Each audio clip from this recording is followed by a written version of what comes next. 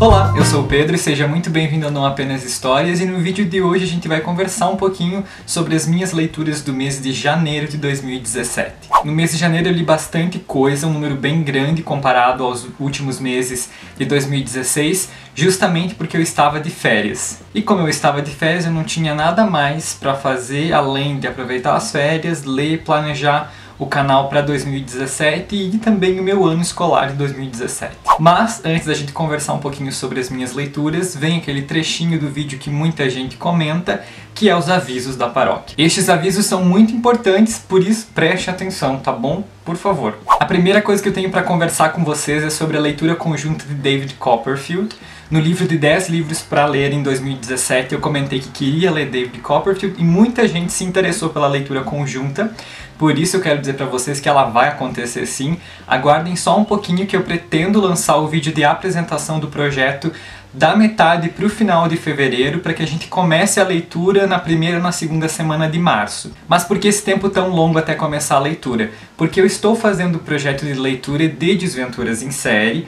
Por esse motivo, eu prefiro esperar um pouco mais e estender um pouco o prazo para começar David Copperfield. Nas próximas semanas eu vou postar alguma foto nas redes sociais falando sobre esse projeto, e quando ele estiver todo prontinho e fechadinho eu venho falar com vocês no vídeo de apresentação. Mas fiquem tranquilos porque ele já está todo organizado, eu já organizei as leituras, o cronograma e tudo mais, mas eu falo sobre isso então nesse vídeo de apresentação. Segundo aviso, também é sobre uma leitura conjunta. Muita gente naquele mesmo vídeo de 10 livros para ler em 2017 comentou que tinha interesse em ler 100 Anos de Solidão, uma das obras mais famosas do Gabriel Garcia Marques. Pois muito bem, eu topo também a leitura de 100 Anos de Solidão, só que eu me planejaria para fazer ela ali pela metade do ano, então entre julho e agosto de 2017. Se vocês querem ler por agora, nenhum problema, mas se vocês topam me esperar, vambora que metade do ano tem leitura conjunta de 100 Anos de Solidão. E o terceiro e último aviso é que, senhoras e senhores, eu estou no terceiro ano do ensino médio. E por esse motivo, muitas coisas vão acabar mudando no canal. Ou podem vir a mudar, certo? Como eu comentei no vídeo especial de 2 anos do Não Apenas Histórias, eu pretendo trazer alguns vídeos diferentes e alguns conteúdos diferenciados pra cá. E isso vai acontecer. Tranquilo, a meta está sendo planejada e a ideia vai ser cumprida. A única coisa é que isso pode ser um pouco mais demorado, ou o ritmo de vídeos do canal também pode diminuir. Agora no início do ano nem tanto. Por exemplo, em janeiro, fevereiro e março eu tenho assim um grande fluxo de vídeos para postar, porque eu já estou me organizando para produzir bastante conteúdo nessa época. A partir disso eu já não tenho tanta certeza, porque vai depender muito de como as coisas estarem caminhando na escola. Porque além de eu estar no terceiro ano do ensino médio, eu vou começar a estudar em casa para revisar os outros 2 anos anteriores, para quando eu chegar no final do ano eu poder prestar um vestibular e já ingressar em uma faculdade em 2018, que é a minha meta, terminar ensino médio e ir direto para uma faculdade, eu não pretendo parar. Por isso a minha rotina de estudos vai ser um pouco maior da que eu tinha no ano passado.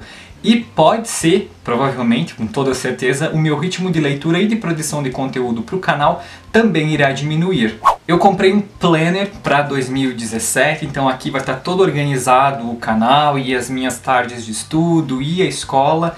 Vai estar tudo organizadinho, eu espero que isso dê certo.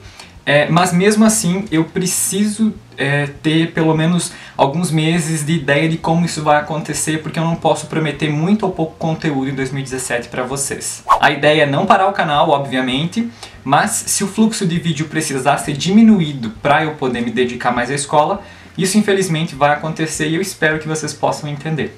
Tudo bem? Então era isso, os avisos eram estes e agora vamos embora falar sobre as resenhas. Que resenha? Sobre as leituras. Como eu comentei, janeiro, mês de férias, nada pra fazer. Obviamente meu ritmo de leitura aumentou e eu acabei lendo um número bem grandinho de livros. Então não se assustem, nada do tipo, mas é porque teve um motivo, que eram as férias. Nas minhas rotinas normais durante o ano isso não acontece, de eu ler o número que eu li durante janeiro. Bom, o primeiro livro que eu li no ano foi Aos 7 e aos 40, do João Manzanello Carrascosa, e que livro incrível! Sério, foi uma das melhores leituras do ano já, foi a primeira e foi uma leitura ótima para se iniciar o ano. Mais uma vez o João Zanello Carrascosa me deixou muito feliz com o término da leitura e com a leitura em si. Esse livro aqui, ele é super interessante porque ele é narrado a partir de duas perspectivas diferentes. O menino aos 7 anos de idade e ele já adulto aos 40. Então aqui é trabalhada a questão da memória, a reconstrução da memória e também a própria vivência do personagem. É um livro extremamente bem escrito, é um livro poético, é um livro reflexivo e é, sem sombra de dúvidas, um livro que consegue te tocar em diversas formas. Agora eu já tô com a minha opinião um pouco mais madura para falar sobre a escrita do Carrascosa, então provavelmente eu vou conseguir trazer agora em 2017 a resenha de Aos 7 e aos 40 e também de Caderno de um Ausente, que foi um livro que eu li no ano passado e que eu fiquei completamente apaixonado também, justamente por vários motivos que aqui se repetem, mas que aqui nesse livro não são iguais aos do Caderno de um Ausente. O autor consegue se reinventar muito fácil e consegue manter uma qualidade na escrita gigantesca.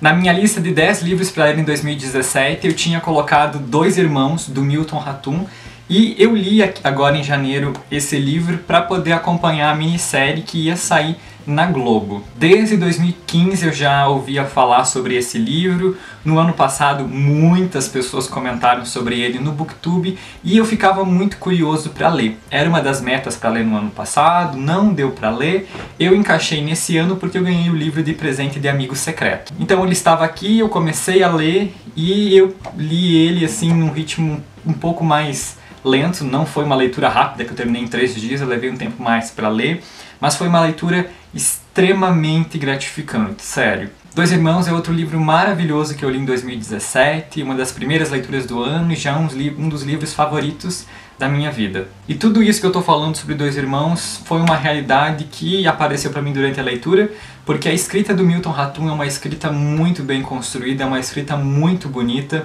Ele tem um cuidado, um esmero na escolha de vocabulários, na construção das frases, no desenvolvimento da história. O livro também, na minha opinião, é uma obra muito bacana, eu gostei muito de ter acompanhado a história dos gêmeos Jacob e Omar e também todo aquele drama familiar. É um livro muito bom, eu gostei bastante e já tem resenha no canal, vou deixar o link nos cards e na descrição.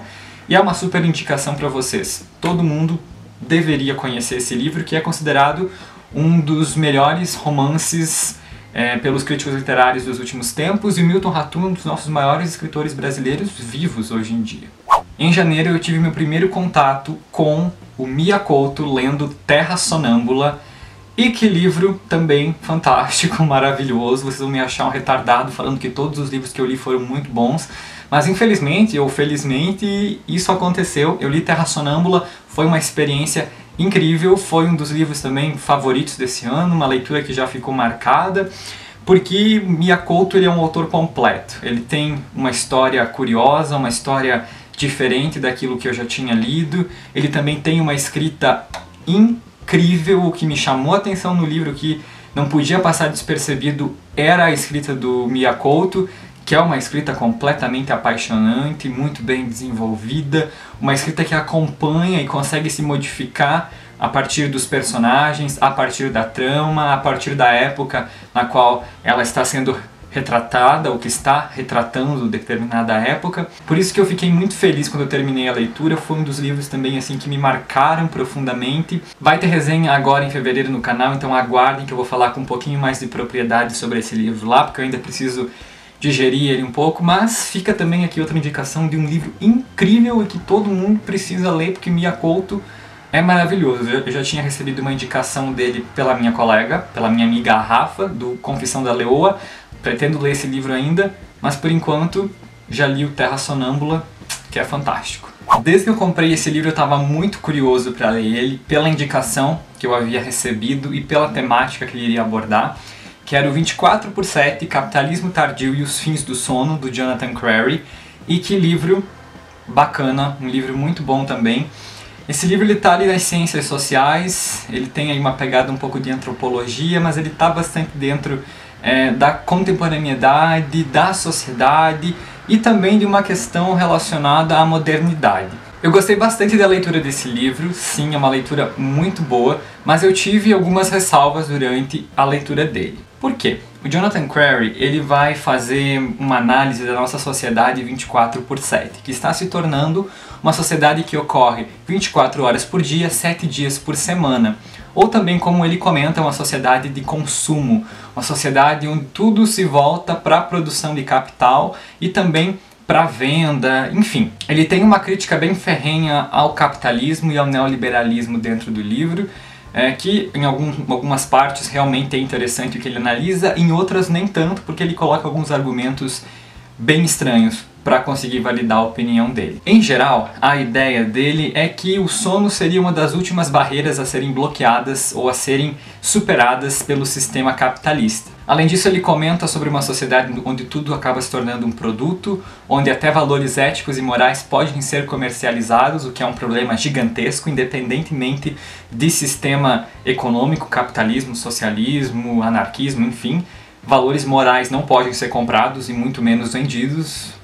Enfim, tem uma crítica bacana, mas o que me deixou um pouco triste não, mas um pouco com algumas ressalvas, o que me fez apontar diversas coisas dentro do livro que não me agradou, um pouco foi o extremismo do autor em algumas coisas, os argumentos meio descontextualizados ou meio extremos para poder validar a opinião dele, e uma análise até um pouco delirante em algumas coisas, sério.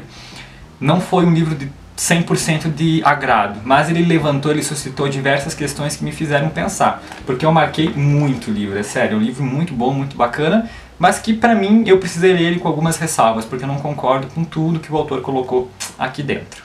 Eu também li O Príncipe Congelado, do Raigor Ferreira. Esse é um conto escrito por um autor nacional. O autor entrou em contato comigo para que eu fizesse um publi editorial no canal, então eu aceitei. Já tem resenha então do conto aqui no canal, vou deixar o link nos cards e também na descrição. E este é um conto de fadas. Ele tem uma pegada, ou você pode fazer uma intertextualidade com Frozen, porque você pode se lembrar de Frozen em algumas partes do livro, mas o conto é muito bacana em si. Ele trata de algumas questões interessantes, como educação, autodescobrimento, identidade, e também como acontecimentos em nossa vida podem mudar ou podem alterar um pouco dos nossos sentimentos e do nosso comportamento. Apesar de algumas ressalvas que eu tive com a escrita e algumas outras coisinhas no meio da narrativa, eu gostei bastante do conto, já tenho resenha no canal e eu falo um pouquinho melhor sobre ele na resenha. Eu comprei o Discurso Faça Boa Arte, do Neil Gaiman, em janeiro, e eu li logo no dia que eu comprei, assim, numa tacada só, num fôlego só, porque é um livro super rápido para ler e é muito bacana. Esse livro aqui é um discurso que o Neil Gaiman deu em 2012, se eu não me engano, em 2012, na University of the Arts, na Filadélfia, e lá ele fala um pouquinho sobre fazer boa arte, ele fala um pouco sobre sua carreira, sobre o que ele acabou vivendo, como que ele se tornou um escritor, como que ele conseguiu a fama. O foco do livro não é como ele conseguiu a fama nem nada do tipo, mas é justamente sobre fazer boa arte, sobre a importância de você seguir os seus sonhos, a importância de você não se trair dentro daquilo que você acredita. O discurso é muito bacana, ele é bem acessível, tem esse livro que foi publicado pela Intrínseca, mas também há na internet o discurso em vídeo, então você pode assistir ou você pode ler, enfim, vale bastante a pena. E uma das coisas que mais me chamou a atenção é que ele falava assim, que ele colocou na vida dele algumas metas, e essas metas ele encarava como se fosse uma montanha, um destino.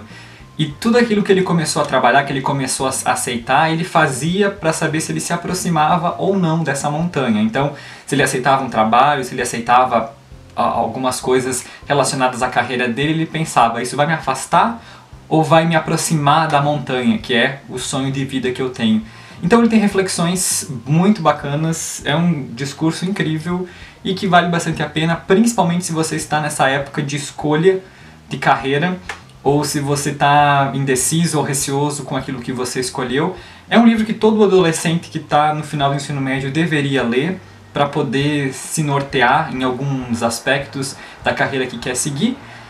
E é uma indicação para isso, entende? Se você está indeciso o que você quer fazer da vida, o que você quer estudar, se você está receoso com o que você já escolheu, leia o Discurso Faça Boa Arte, porque vai te dar um norte, vai te acalentar em algumas coisas. Em janeiro a gente continuou a leitura de Desventuras em Série e eu li esses 4 volumes aqui. Então, Inferno no Colégio Interno, que é o 5º volume, O Elevador Ersatz, que é o 6º, A Cidade Sinistra dos Corvos, que é o 7º, e O Hospital Hostil, que é o 8º. Então a gente continua com o nosso projeto de leitura de desventuras em série, e tá muito mais bacana a partir de agora. A partir do 5º volume, os livros eles têm uma mudança na narrativa, eles têm alguns acontecimentos que fazem com que fique mais interessante, pelo menos pra mim ficou bem mais interessante a partir do 5º livro. E ele é desenvolvido, então a história continua. Não vou comentar sobre esses livros aqui nesse vídeo, porque estão saindo os updates e lá eu dou as minhas opiniões e faço os apontamentos que eu acho necessários. Só tenho a relembrar que está sendo uma leitura muito bacana e muito gratificante. Eu agradeço a todo mundo que está acompanhando, a todo mundo que está comentando e está lendo esse livro comigo. Esse não, né? Estes, porque são 13.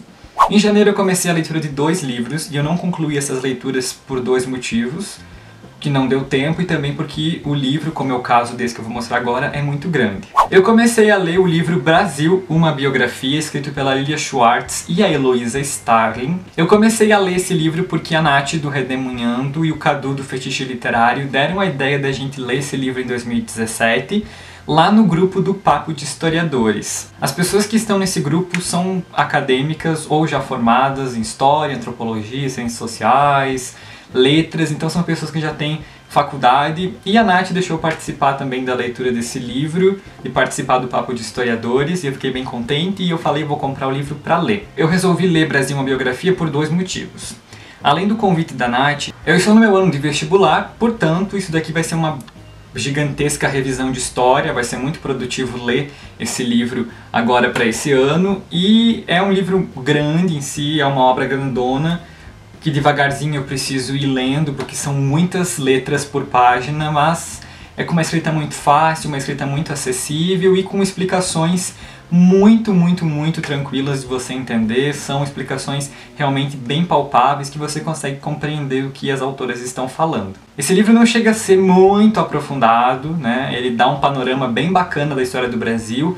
Não é aquele aprofundamento bem grande, bem técnico, mas dá uma noção gigantesca da história do Brasil, dos problemas que até hoje assolam a nossa sociedade. Eu li nesse mês de janeiro a introdução do livro e os 4 primeiros capítulos. Desses 4 primeiros capítulos eu preciso confessar que aquele que eu mais gostei foi o primeiro, que vai falar sobre o descobrimento do Brasil e principalmente sobre os povos indígenas. Então vai ter uma pegada um pouco mais de antropologia, principalmente no final, quando a Lilia Schwartz cita 2 autores que estudam justamente a construção da sociedade dos indígenas e também as implicações que o descobrimento teve dentro dessas sociedades. É um primeiro capítulo com um cunho bem direcionado à antropologia, mas extremamente fácil de ser lido, compreendido e muito interessante. O bacana de ler esse livro é porque ele te dá diversas noções ou desconstrói muitas noções que são vistas durante o ensino médio. Às vezes por falta de tempo o conteúdo fica visto por cima, é levado com a barriga, mas na questão aqui do livro é todo ele muito bem desenvolvido dentro da história do Brasil.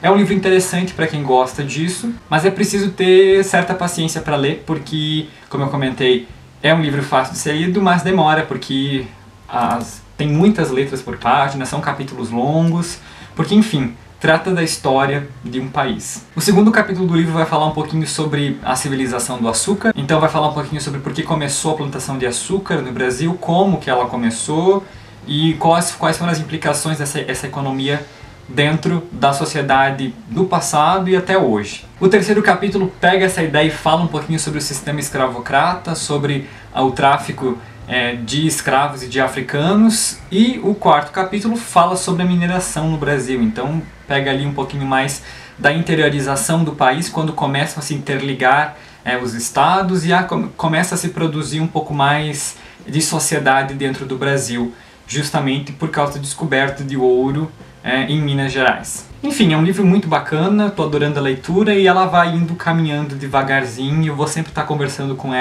sobre ela com vocês nas leituras do mês, e quando eu terminar de ler, venho fazer um vídeo bem especial para comentar sobre essa obra gigantesca e incrível. E eu li mais ou menos umas 50 páginas de Holding Up the Universe, da Jennifer Niven.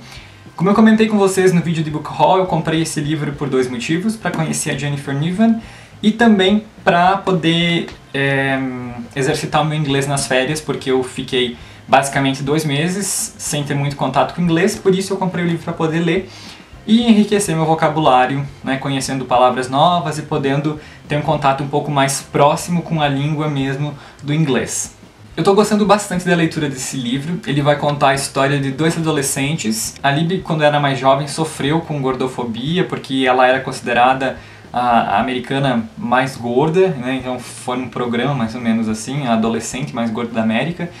Então ela sofria com isso porque ela não se sentia bem com o próprio corpo, ela não conseguia girar, ela não conseguia caminhar, não conseguia se ver no espelho, ela sofreu bullying com isso. Então depois desses problemas ela resolveu emagrecer. Ela emagreceu, mas ela não deixou de ser gorda. Ela continuou obesa, mas ela se sentia muito feliz, ela podia fazer tudo o que ela queria e ela se sentia muito bem com ela mesma e com o próprio corpo. Então o livro tem uma reflexão bacana sobre isso, ele levanta essa bandeira da gordofobia, que é muito interessante e que nem sempre foi comentado na literatura. O Jack, ele tem uma doença e essa doença faz com que ele não possa reconhecer ou guardar na memória o rosto das pessoas. Ele pode visualizar as sobrancelhas, os olhos, as orelhas, a boca, o nariz, mas ele não pode construir a imagem, salvar ela no cérebro dele. Então ele não reconhece as pessoas. E a partir disso, problemas surgem, obviamente. E esses 2 adolescentes que até então não se conhecem estão indo estudar numa nova escola.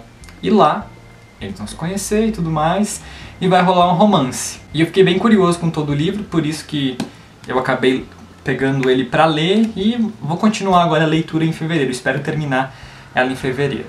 Bem, e é isso, minha gente. Acabou, essas foram as minhas leituras de janeiro, foi muita coisa mesmo. Mas foram leituras ótimas, como vocês puderam ver, eu gostei de tudo que eu li praticamente. Pouquíssimas ressalvas tiveram nas minhas leituras e foram todas elas muito construtivas e muito especiais para mim. Bem, então é isso, eu espero que vocês tenham gostado do vídeo. Se você gostou, não se esqueça de se inscrever no canal, de dar um joinha no vídeo e de me deixar seus comentários aqui embaixo. Além disso, não se esqueça de me seguir nas minhas redes sociais e até a próxima. Tchau!